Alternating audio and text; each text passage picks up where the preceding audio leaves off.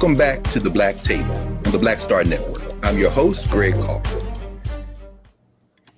In the first of his possible 2 terms as United States president, Joe Biden has nominated to the federal bench more nominees than any president in recent memory. In fact, it's going back quite some time between Ronald Reagan and having confirmed John F. Kennedy. As of mid-February, his 82 nominees, 46 have been confirmed, and of those 46 in what is called the Article 3 courts, the federal courts, 14 have been confirmed to the circuit courts of appeals, and 32 have been confirmed to the district courts. And of those 46 combined, 11 have been Black women, a quarter Black women, prior to the Biden administration. Only 70 of the 3,843 federal judges to serve in the history of the United States of America, 2%, or a little less than 2%, have been Black women. Today, we talk about the pledge that Joe Biden is fulfilling by nominating a Black woman to the Supreme Court of the United States of America. And we're going to do that today with 2 Black women, 2 academics, 2 professors, 2 women who hold law degrees and who are not only eminently qualified to have this conversation, but will probably change the way we think about the federal judiciary in general, not just Black women or Black people. We're joined today by the director of Howard University's Graduate Women's Studies Certificate Program, Dr. Valethia Watkins, who also holds a JD from The Ohio State University, and Professor Angela Porter, who is a fellow at Georgetown Law Center and has just been appointed to the faculty of the American University School of Law. And she's developing a new field of law called Africana Legal Studies. So welcome, Valethia. Welcome, Angela, to the Black Table. Thank you. Good to be here. Good to see both of you guys. With pleasure. And those of you who are regular watchers of the Black Table know that Valethia is part of our HBCU Master Teachers Regular Roundtable. And we are inviting Professor Porter to join that conversation in future dates because she is a double graduate of HBCU, Howard University, and Howard University School of Law, where she was the editor of the Howard Law Journal. Take that, Ted Cruz, for qualifications. Can you spell it, Ted? Can you spell it? Oh, no, I'm sorry. We're getting a little ahead of ourselves. Let's get right down to the point with a kind of point of entry questions for both of you.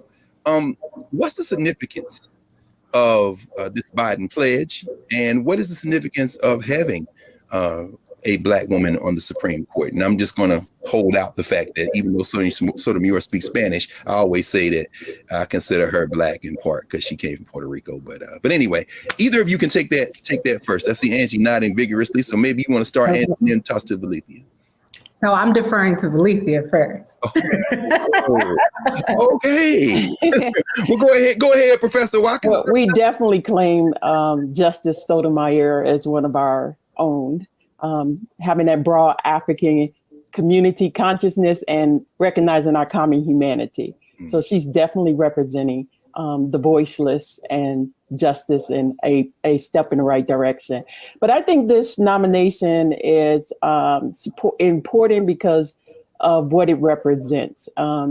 It's beyond being symbolic. This should have happened last century, if not sooner. You're looking at a court that has had 115 persons as justices, and 108 have been white men. And so when we talk about what this moment represents, it kind of, speaking with people in our community, it's like whiplash in a certain way, because on the one hand, you see this is the breaking down of another barrier. You see that this is a step in the right direction towards fundamental fairness. You see that this is a recognition that this nominee is not going to be the very first person that African people who have produced that would be supremely qualified, but it's just at a moment in time where history calls her forth and the stars align. There's an alignment for this long fight for justice that gives her the opportunity to step in and represent so many shoulders she's going to stand on. I'm thinking about people like Constance Baker Motley, the first Black woman appointed to the federal bench. And just so people know, that's in our lifetimes. Was it like 1966? 1966. Yeah. I'm thinking about people like Marianne Shad Carey and Charlotte E. Ray, some of the first Black women graduates of law school. I'm thinking about people like Pauli Murray, who is an important lawyer, an important writer, thinker, giving us the concept of Jane Crow. I'm thinking about Barbara Jordan. Well, before we go on, the first three you named all graduated from Howard, didn't they?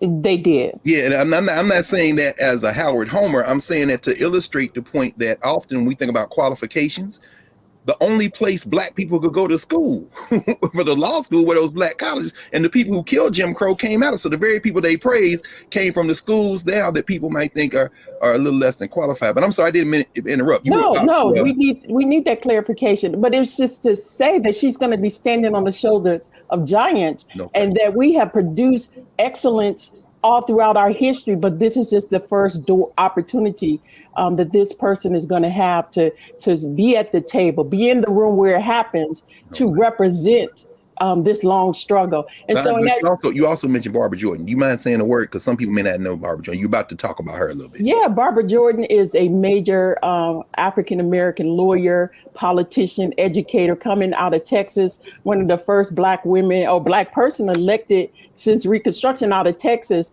But she gave a very memorable, speaking of the times we're in, very powerful speech during the Nixon impeachment hearings.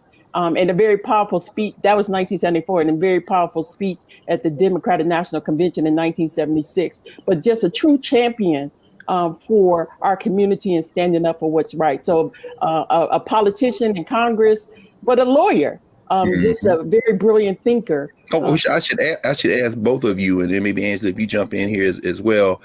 You know, do you have to be a lawyer to sit on the Supreme Court? No. What? Wait, breaking news? Wait a minute. You don't have, because everybody you named, every one of those women you named were lawyers, but there have been non-lawyers on the court?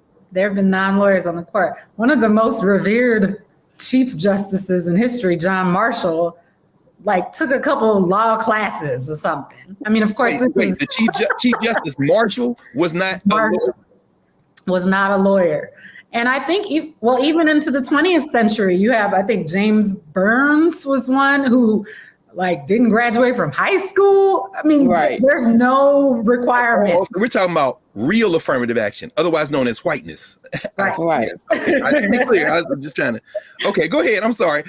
What you think, Angie? I mean, given what Valethia has laid out, and everybody you named was eminently qualified, I'm wondering if any of those women could even be nominated, much less appointed to the Supreme Court in 2022. I mean, what's the significance, do you think? Well, first, let me just say I'm happy to be here among you two giants on the Black table. I'm so excited. So thank you. I just want to say that before I go further. I totally agree with Dr. Watkins, who I might, if you don't mind, call Valethia during this broadcast. Of course. Because that's my friend. We talk a lot. We talk ad nauseum about these things just on a first name basis. So I'm going to break protocol a little bit and call her Valethia. But I totally agree. I think Justice Sotomayor, for all intents and purposes, not only with what you described, Greg, but in her decision making and how she aligns on the court, she holds up under Black scrutiny for us. So Justice Sotomayor is our champion. A quick story about her. I was an undergrad at my graduation behind, if y'all know Howard's campus, behind behind the football field, going out to the yard, coming through Blackburn, and she was there. And I'm just a, college graduate, and I said, very unprofessionally, "Hey, Sonia." And she swirled around and said, "Hey," without South Bronx. No question. Yeah, to just a stranger, to this college kid calling her by her first name. This is right after she got on the court. So That reminds me when she came to Howard Law School, remember? And she was delayed getting to the auditorium because she stopped to take a picture with everybody. And as we know, there are so many people on the staff at Howard who are from Spanish-speaking communities. And she took a picture with every last one of them. And she would not let her detail or anybody in that building rush her. So you're absolutely right. She does speak to the spirit. And of course, her decision making, all it takes is a read of her opinions to see that she definitely passes the black. Exactly. Her opinions, her dissents, she's speaking for us. And so she is definitely one we can count among the justices, the women justices, and the justices who are not white, who are really working for the good of our community, for our people. But I do think that, go ahead. No. Go ahead. And then when you finish, then we'll take a break and come back and get into a deep dive of some of these leading nominees. But please make your point, by all means, please. I think that the value that this justice who will be appointed has will be somewhat of that same Sotomayor-esque value, as in they will have the opportunity to be bold and write some very powerful opinions, whether those are concurring or dissenting opinions. We're on a 6-3 court right now, thanks to the last several years and some decision making. That means there's a supermajority for the conservative-leaning court justices. So this person is not immediately going to come in as a practical matter and change the thrust of the court, but the question is, will they be bold enough to put some things on paper into the flow of time that can benefit us in the future generations? And by us, I mean our community, our people, Black people. We are at the Black table, so that's what I'm talking about. No question. That's very powerful, in fact. And you all make note of that. Just because you don't win an opinion doesn't mean that you won't have the long-term impact. That those dissents are very important. So we're going to take a break here. We're going to pause for a moment. And when we come back, we're going to do a little bit of a deeper dive into who the candidates are for this open seat on the Supreme Court with Professor Valencia Watkins and Professor Angela Porter. I'm Greg Carr. We're at the Black Table. Back in a moment.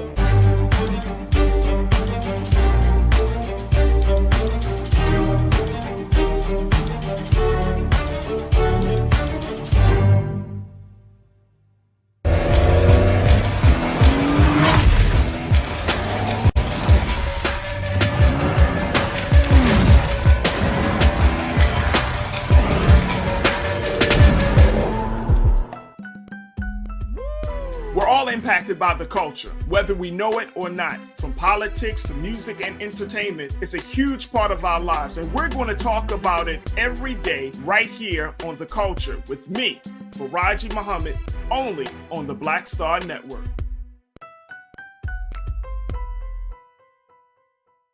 Folks, Black Star Network is here. Hold no punches! I'm real revolutionary right now. Support this man, Black Media. He makes sure that our stories are told. Thank you for being the voice of Black America, Roland. Stay black. I love y'all. All momentum we have now, we have to keep this going. The video looks phenomenal. See, this difference between Black Star Network and Black-owned media and something like CNN. You can't be Black-owned media and be scared. It's time to be smart. Bring your eyeballs home. You dig?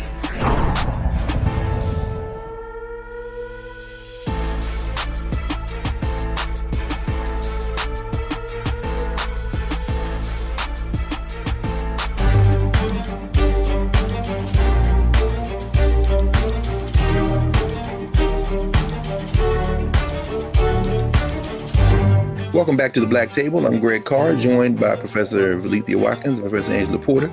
We're talking Supreme Court, we're talking federal judiciary, we're talking Constitution, and we're talking Black women. And all those things have converged as Joe Biden has announced that he will indeed nominate a Black woman to sit on the Supreme Court of the United States of America. So when we paused, we were talking about the significance of this appointment. And so we're going to look a little deeper.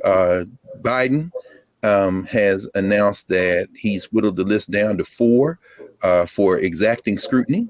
And those 4 include Judge Michelle Childs, who's on federal district court in Columbia, South Carolina. She'd actually been nominated to the DC Court of Appeals for the DC Circuit.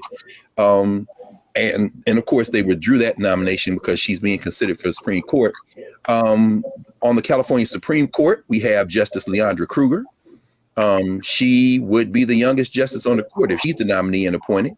The sister whose name we probably heard the most over the last couple of years is a sister who is now on the Court of Appeals, DC Circuit, and that is, of course, Ketanji Brown Jackson, who we'll talk about. And there's also been some talk around Judge Wilhelmina Mimi Wright, who was on federal district court in Minnesota, first Black woman to join the Minnesota Supreme Court. So Professors Watkins and Porter, if you all rejoin, anybody want to take a pass at any of those four names that we've heard discussed? I haven't heard Judge Wright as much, so maybe we can start with her. I don't know if either of you know her, so I guess I'll go.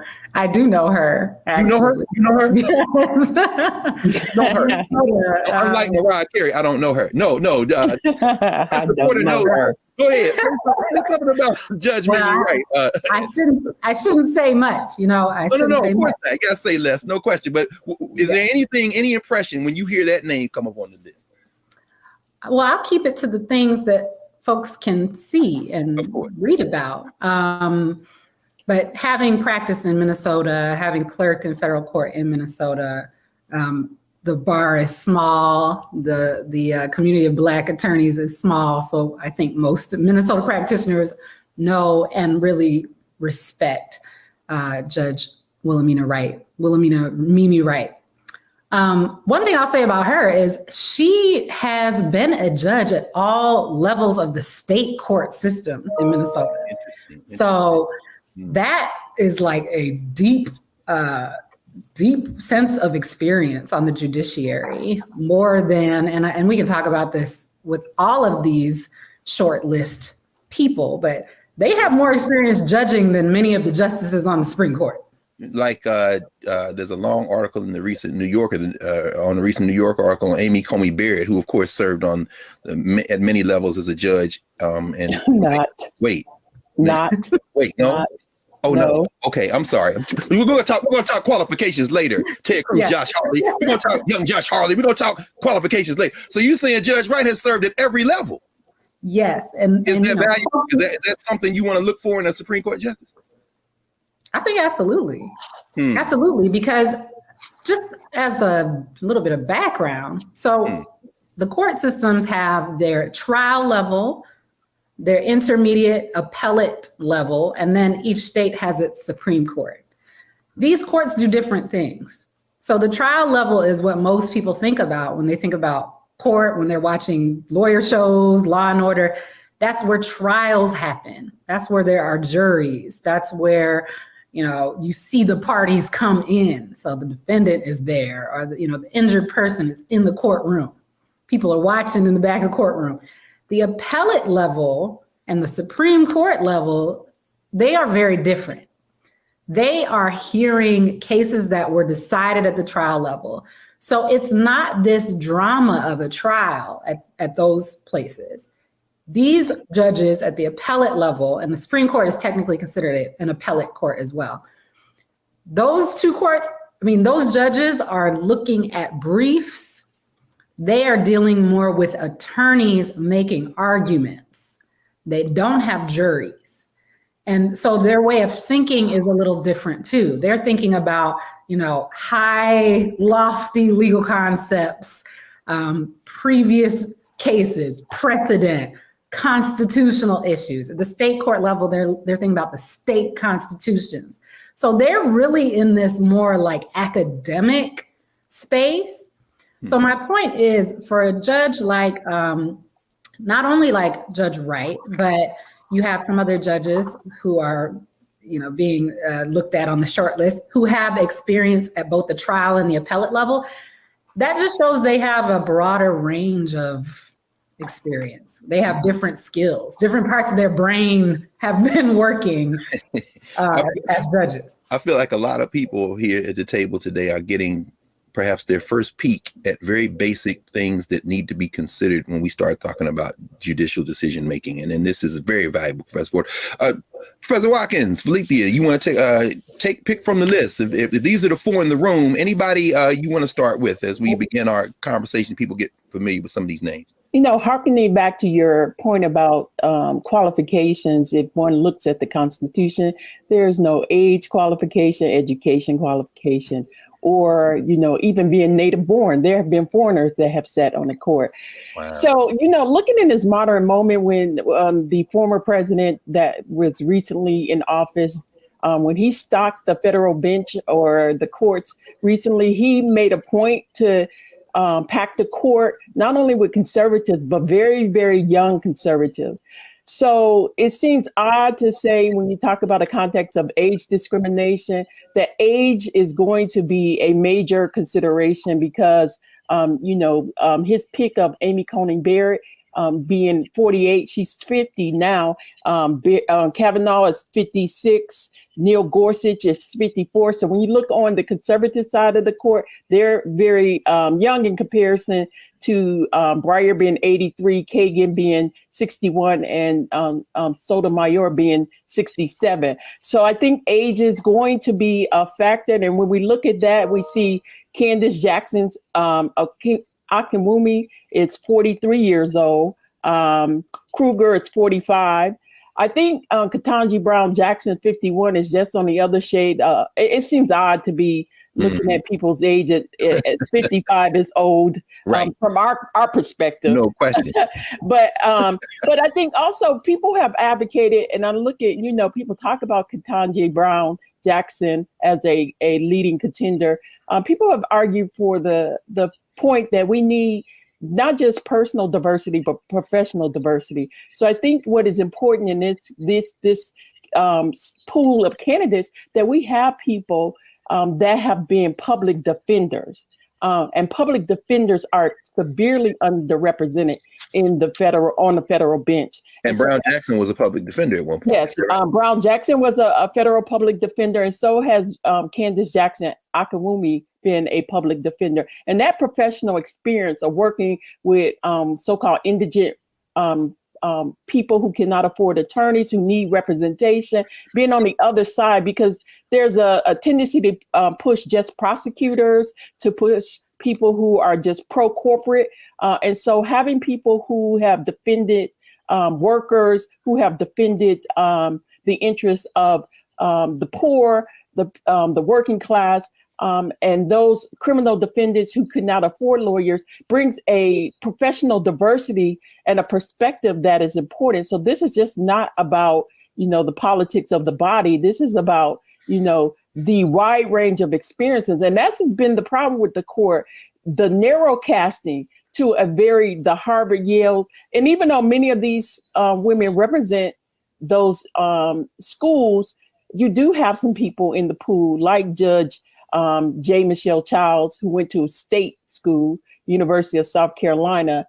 And she, I would say we have two people with Detroit connections that's important, J. Michelle Childs and Tiffany Cunningham. She's in the running. And you may know that Tiffany Cunningham is the first Black woman to sit on the federal circuit, which is a court that focuses on patent. So she has chemical engineering undergraduate degree from MIT. Right. And people don't often recognize that it isn't just the Court of Appeals, it isn't just the district court, but it's also in Article 3 of those other courts, those administrative law courts. So it's important to note. And by the way, those of you who might not have known this, Professor Watkins, Dr. Watkins is a graduate of the University of Michigan and from Detroit. So she had to get her little, Detroit shout out in there. I love that we talking about these Black women. We're going to pause here for another break. And when we resume, we're going to continue in this conversation around these Black women who are being vetted for a seat on the Supreme Court. We'll continue the conversation on the other side of our break. This is the Black Table on the Black Star Network. Back in a moment.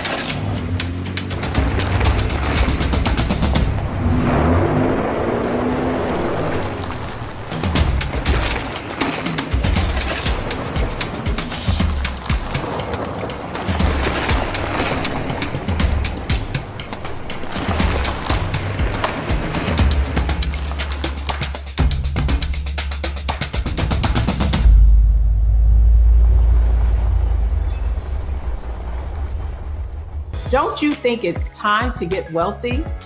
I'm Deborah Owens, America's Wealth Coach, and my new show on the Black Star Network focuses on the things your financial advisor or bank isn't telling you. So watch Get Wealthy on the Black Star Network.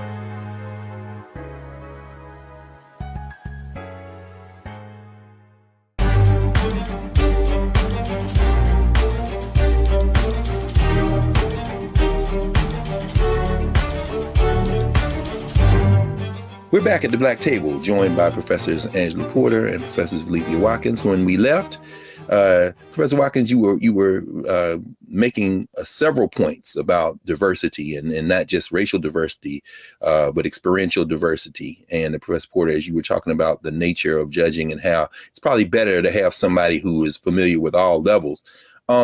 But before we go to the some of the other names on the list, though, you mentioned, Professor Watkins, that Judge Brown Jackson, who's on the Court of Appeals here in D.C., had worked as a public defender, but isn't it more? It's more complicated than that, right? I mean, many of these women have worked in private practice, and they haven't always been on the side of the angels, right? We hear some of the critics, perhaps. I hate to use the left-right example on the scale, but either of you have anything to say about some of the folks who may criticize some of these judges by saying perhaps they might be a conservative or more conservative than perhaps we would think would be associated with a Black person on the bench on the Supreme Court? Professor Porter, you have something? Oh, the criticism is overly simplified. It's overly simplistic. First, I want to say all of the top four, so Ketanji Brown Jackson, Leandra Kruger, Michelle Childs, and Mimi Wright, they've all worked for big law firms. They've all. It's kind of hard to avoid working for a big law firm if you're on a list like this. Is that what you all are saying? I think for many attorneys, it's sort of a rite of passage, I was told once upon a time. I mean, I worked for a large law firm. And so, just that fact alone is not enough to disqualify any of these candidates in our minds from the standpoint of our people. I mean, Jackson worked at Morrison Forrester. I mean, these are huge. MoFo is known as. These are huge firms. Kruger worked for Jenner and Block. That's where she met her husband. MoFo, yeah. She worked at Wilmer Hale. Michelle Childs. I forget which firm she was at.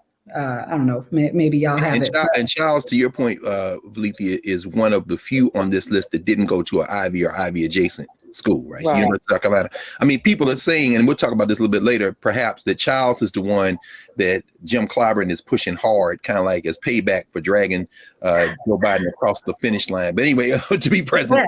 But anyway, I didn't mean to interrupt you. So all the firms you're naming, folks who practice law would immediately recognize those names. Those are the behemoths. Okay. Those are the behemoth firms. And just so people know, because this isn't really well known if you're not practicing law, but all of these firms, big firms, are expensive. And so their clients are clients that can afford them, meaning they are companies, they're corporations. So it's not enough to just say Michelle Childs worked at a firm. And it's also not enough to say she worked in the labor and employment area of a law firm. I think she's got a little scrutiny for that, saying, oh, she represents the Goliath in the typical case against the little guy who's suing for discrimination. That's also oversimplified. So at these big firms, you have various practice areas that people choose to focus on their work on, and labor and employment, known as L&E, is a popular choice. I would argue a popular choice for Black attorneys. Interesting. Oh, so when you were in school, and this wouldn't go, I assume, just for Harvard. Of course, for Harvard, because they trying to run the show, but not just for Howard, but Texas Southern, FAM, North Carolina Central, the Black law schools. In other words, are you saying perhaps students are encouraged to aspire to those type of jobs? Absolutely. Absolutely. And if you have any student debt, there are a lot of attorneys who say, I need to work at a firm to pay my student debt. So I don't know about the student debt of any of these potential nominees, but to the extent they have student loan debt, I'll tell you who does, the Federal Bureau of Investigation at this point. Shout out to Justice Kavanaugh, whose finances still appear very opaque. But anyway, continue. But you go to these firms as a Black attorney and you're like, what area am I going to practice in that actually feels meaningful to me? Is it going to be tax? Is it going to be the corporate area? Is it going to be, regulatory affairs? I worked in the trial group of the firm where I worked, but a lot of people went to L&E, labor and employment, because you're actually dealing with the topic of discrimination, immigration, things that you care about. And yes, you may have the case occasionally for a client where you were representing a client who allegedly did something that was running afoul of anti-discrimination law. Two things I want to point out there. On balance, you're going to have those cases. You're also going to have cases where you advise those clients on how to be better so that they avoid liability. So I'm saying it's not a far cry, and I've read some of her former colleagues have said this. It's not a far cry to say J. Michelle Childs was doing the good work in labor and employment as well by advising employers how not to discriminate so that they won't get sued. So that's the first note. That's very interesting. Let's think about that even in the context. Let's bring another of the sisters into the conversation, because we won't know until the pick is made, obviously. But this young sister, a younger sister out there on the California Supreme Court, Leandra Kruger.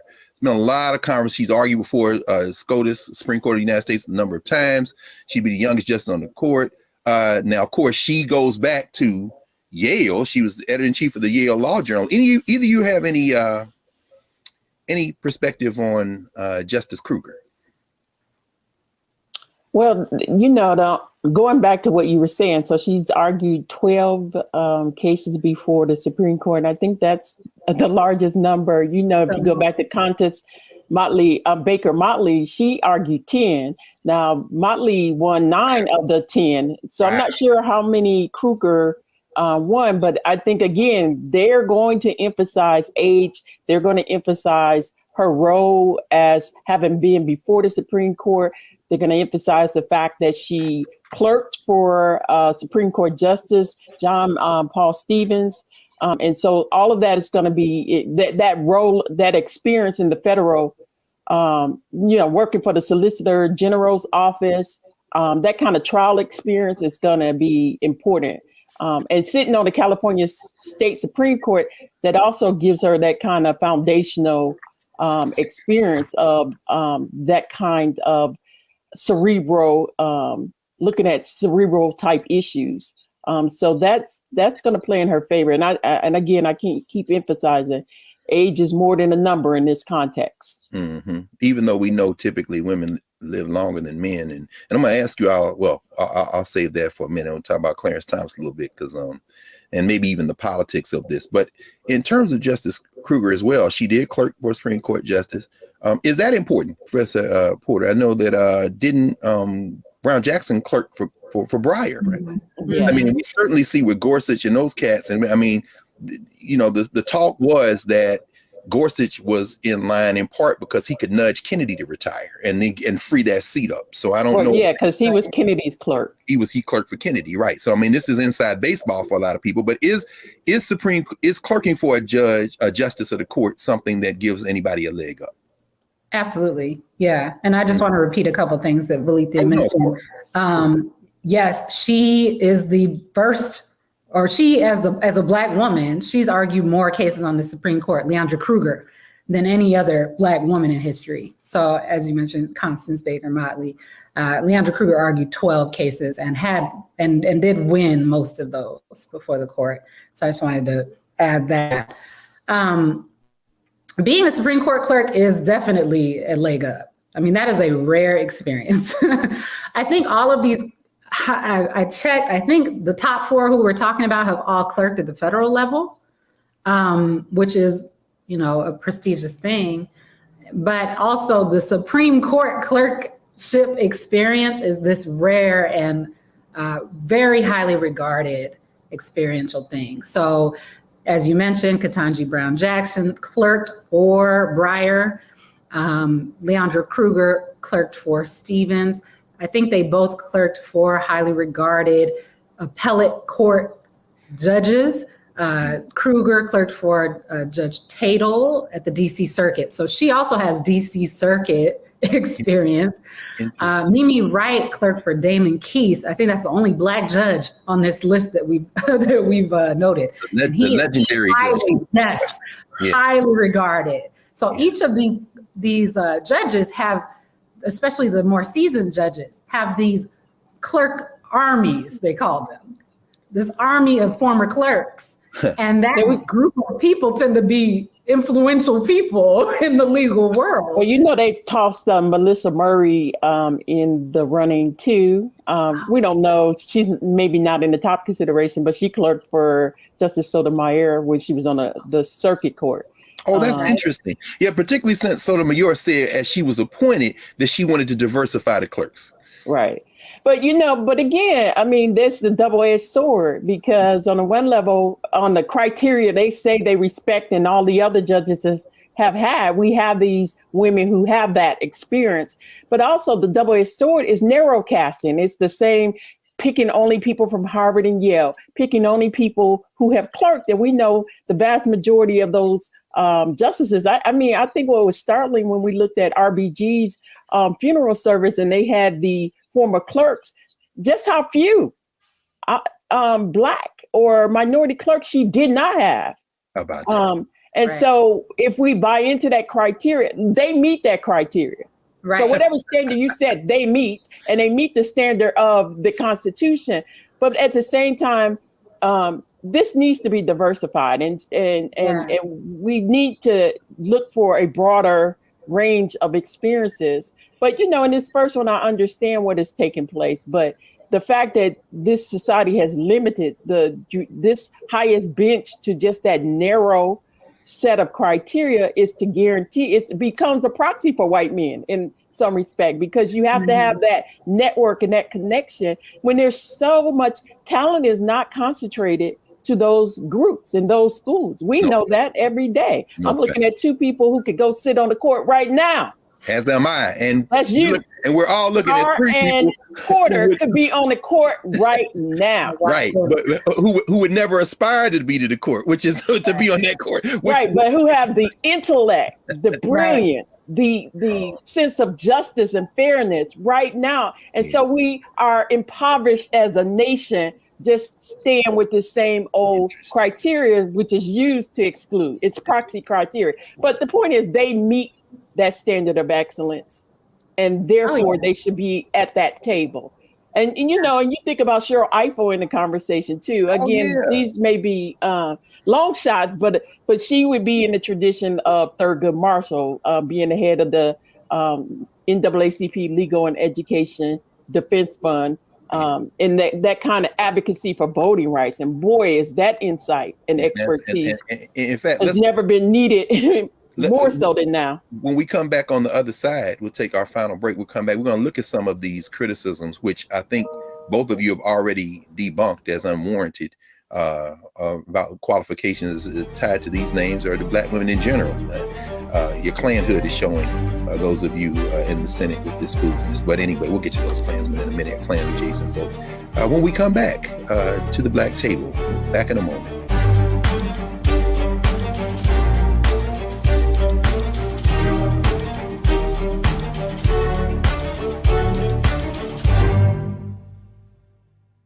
Hi, I'm Dr. Jackie Hood Martin, and I have a question for you. Ever feel as if your life is teetering and the weight and pressure of the world is consistently on your shoulders? Well, let me tell you, living a balanced life isn't easy. Join me each Tuesday on Black Star Network for A Balanced Life with Dr. Jackie.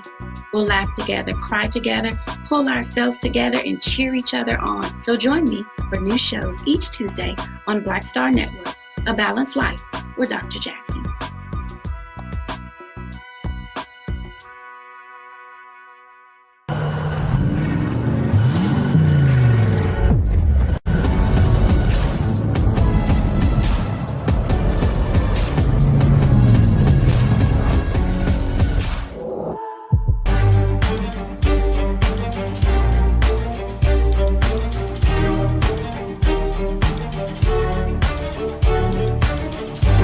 Welcome back to the Black Table. We're talking Supreme Court, Black women, constitutional law, the federal judiciary, with Professor Valethia Watkins, Director of the Graduate Women's Studies Certificate Program at Howard University, and Professor Angela Porter, Research Fellow, Georgetown University, and incoming faculty at the American University School of Law. Angela, you were about to, I think, make a point when we jumped in. I saw you kind of nod. Go right ahead, and then we'll get into some of this criticism stuff. Yeah, I just wanted to pick up where Valethia left off, talking about, the narrow self-replicating nature of this group of 9 people deciding the fate of many of us. And I think this goes back to your first question, Greg, related to the impact of the court. I mean, the court impacts our daily lives and our quotidian sense of reality very much, more than people know. And once you start paying attention is when you know. I mean, you can't see it if you don't know. So I would recommend people really start looking at the decision making that's going on in the Supreme Court, because it has real life, everyday effects. So it's really important to me, as someone very familiar with legal culture, to read between the lines and really go to the next level of examining who can help us from that post. Valethia really hit on something with the educational background, with the, this clerkship profile. I mean, aspiring justices, they are well-behaved individuals. And that's not original. I'm getting that from Bruce Wright's book, Black Robes, White Justice. Bruce Wright, Judge Bruce Wright, who could have sat on the bench. Well, they are well-behaved, unless, of course, you're Brett Kavanaugh and have a very powerful frame. Well, yes. He's talking about Black judges. He's saying, you are in the judiciary, you are well-behaved. These are people from well-behaved society. These are not radical. It's so funny you mentioned that, because I was actually working for Cheryl Eiffel and the lawyers at the NAACP Legal Defense Fund when I read Black Robes, White Justice that summer. I was in New York, 1989.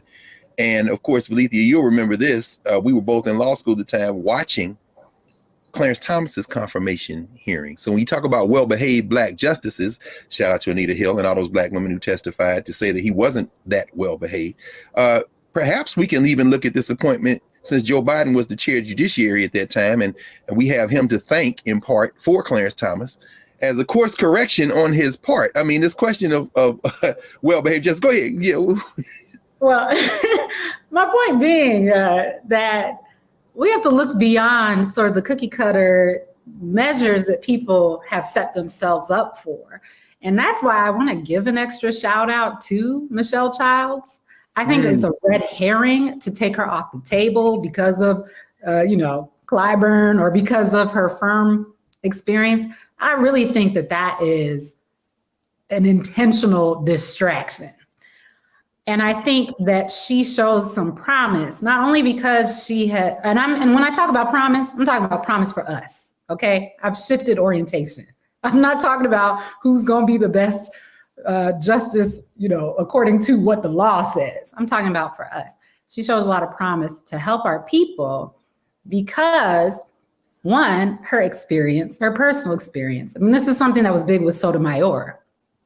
Childs is coming from Detroit. Her father was a police officer who died, when she was a teenager. She moves to South Carolina, attends those state schools, I think University of South Florida for undergrad, University of South Carolina for law school, got 2 master's degrees, but went to Duke at some point, but she's in these schools, presumably interacting with people of various walks of life. I don't want to take away from the Ivy League school experience of the other potential nominees, but I'm hitting on something that Valethia mentioned, which is that type of diversity. We got 9 people sitting on this court. So can one of them have this other experience with people? And another thing I'll say is Judge Childs been judging for 12 plus years. I think she worked I think that 12 is her federal court judging experience. So I saw one of her opinions was about voting rights in 2020 in South Carolina. And she was on the right side of that. You think? do you think people will hold that against? I mean, I'm just thinking now about the people who are already starting to emerge, the usual suspects, the Cruzes and others, but are saying that it's insulting to say that you're nominating a Black woman. I mean, Ted Cruz said that. Or will they look at those opinions? Obviously, they're going to look at anything they can get. Are those going to be scrutinized? Everything is on the table. When you're judged, they look back to like age 16 of what you did, and everything is scrutinized. It's the most intense scrutiny in this process. But my point I was making with the voting rights thing is, I mean, yeah, they gonna think what they're gonna think. Okay. We should fully expect that the Republicans are going to do what they do. That's what they do. For our people, we should pay attention to those decisions she made that help us. That voting rights decision in 2020 was absolutely what you want a judge to say, which is that we shouldn't be erecting procedural barriers for absentee voting, for example. Judge Childs said that. She's given us a lot of fodder with which to judge how she might be. Another thing I saw she is known for, one of her clerks came out and said, when indigent, that is people who can't afford legal representation, indigent plaintiffs or inmates are writing letters to the court, she made sure that they responded to every single letter explaining how the process works for those unrepresented parties. And these are the things, these are the extracurricular things we need to pay attention to, because all the legal stuff, we can come up with justifications for. Having a bad decision, having a bad client, we can come up with justifications for. But what are these judges doing outside, beyond, in their free time? That's to me, that speaks volumes. So then, as we kind of wind up, thoughts that you have on, how this process might unfold. Let's say it's Child. What we see with the Biden nominees so far to the federal bench, particularly at the circuit court level, there haven't been nominees in states where the Republicans have the Senate seats. I mean, they've tried to avoid that, but this is unavoidable. Everybody's got to vote. I'm wondering if either of you think that any of these nominees could pick off any white nationalist party votes, any Republican votes. If it's Child's, of course, both Lindsey Graham and Tim Scott, mission accomplished Tim Scott, have come out and kind of given her a thumbs up endorsement. Not that they vote for her, but I'm wondering if any of you all think that any of this kind of 50-50 or 50-49 with this senator, I think New Mexico just had a stroke, hope his speedy recovery. Do you think that this could be rocky, stormy, no matter who Biden nominates, given these, these folks kind of recalcitrant at this point? Valeetha, what do you think?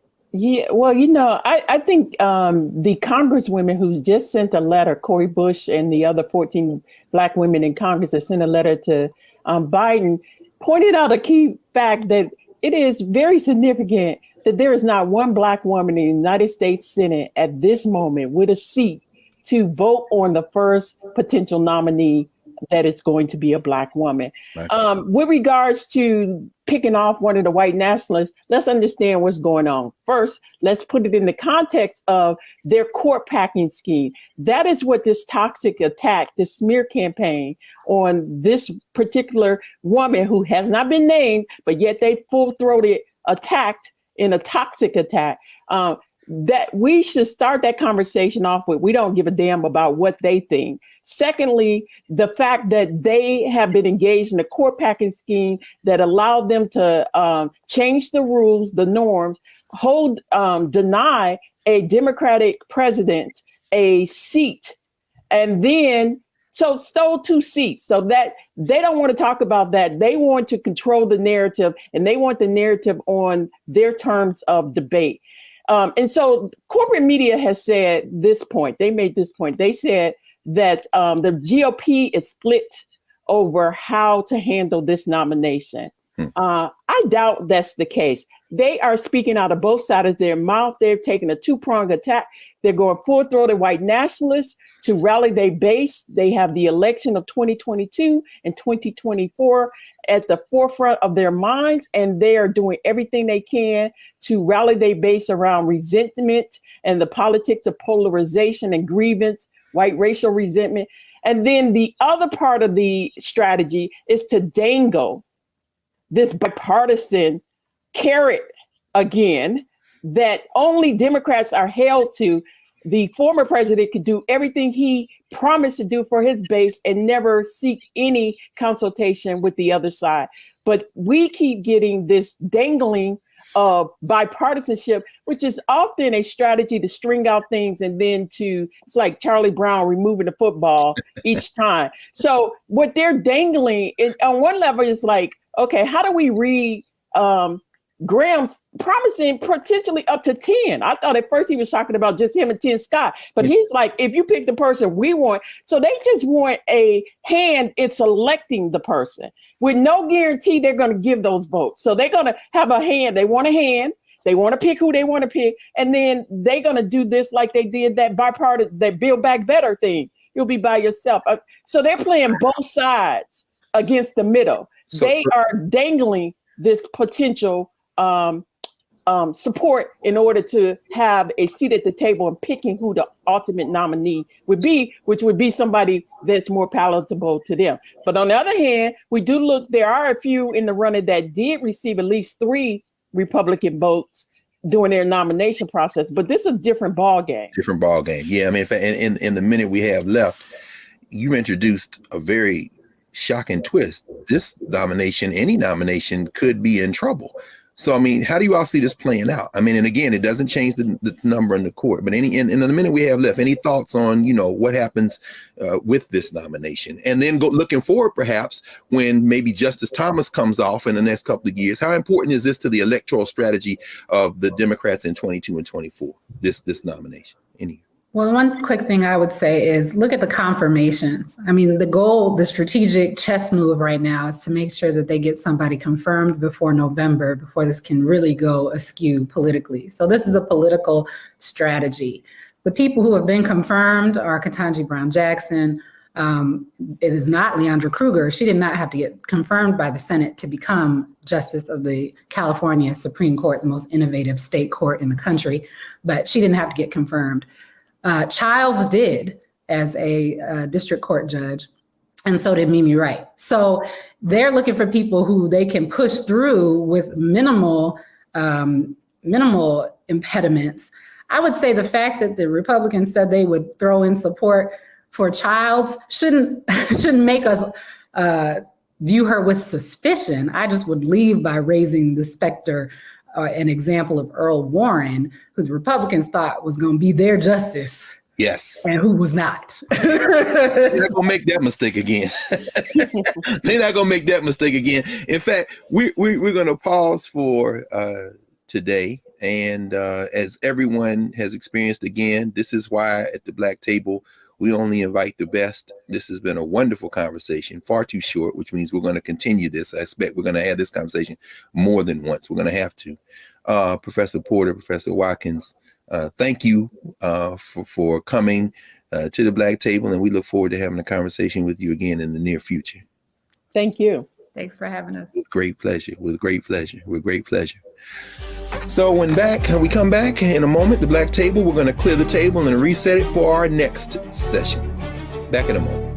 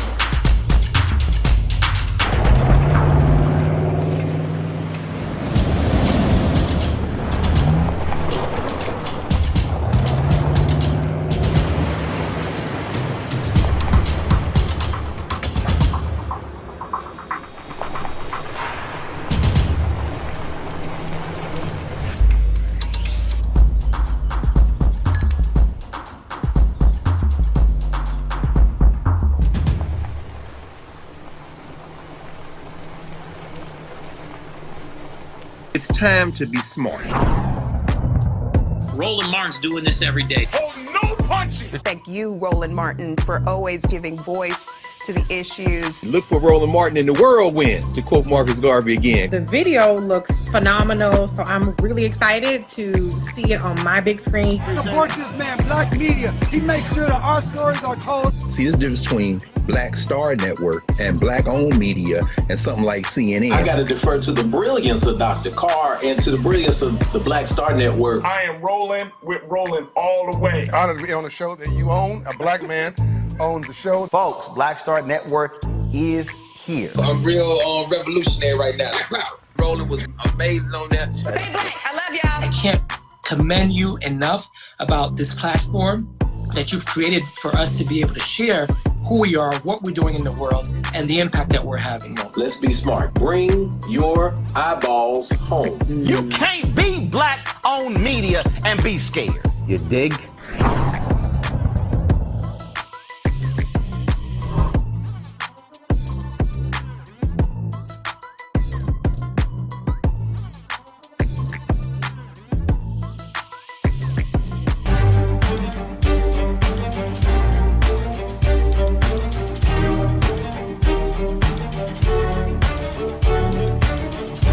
As we prepare to clear the table and prepare for our next time together, we're reminded, because of this conversation, of the words of the great Charles Hamilton Houston. Charlie Houston, the former vice dean of Howard University School of Law, which was known as the West Point of the Civil Rights Movement. Charles Hamilton Houston, the man who acquired the moniker of the man that killed Jim Crow. Charles Houston, the trainer of Thurgood Marshall, the man who helped train Oliver Hill and Spotswood Robinson and so many others that came out of Howard Law. Pauli Murray, who came out of Howard Law. In other words, a whole lot of qualified people who could have been sitting on the Supreme Court of the United States in a different kind of country. It was Charles Hamilton Houston who famously said that a lawyer is either a social engineer or a parasite. If that were the standard by which Supreme Court justices were nominated and confirmed, how many of the current justices on the Supreme Court would be sitting there today? With the table cleared and reset, we will see everyone again soon, next Friday, on the Black Table. I'm Greg Carr, the Black Star Network. Talk to you soon.